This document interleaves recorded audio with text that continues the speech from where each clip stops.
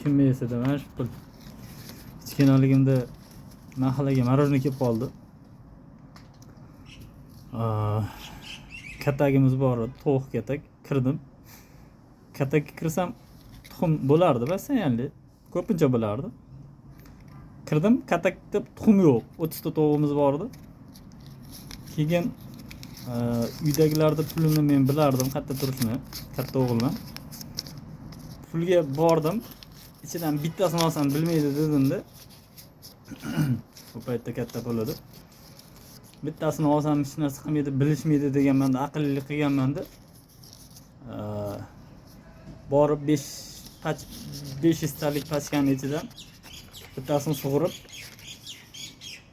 marojniy olib yeganman xullas. Uni bilib qolishganda o'xlov singincha kaltak yeganman. Rosa kaltak yeganman, me'yorida yeganman o'zi ham. Demoqchi bo'lganim hozir kimnidir nimadirasini ko'zingiz tushib qoladi, olaylikmi yo puldan yerdan pul topib olmoqchi bo'lasiz. O'sha paytda esimga tushadi-da kaltak. Kimgadir tarbiya bo'lib qoladi deb aytayman. Birovning haqqiga tegmaydigan bo'ldim-da o'shandan beri.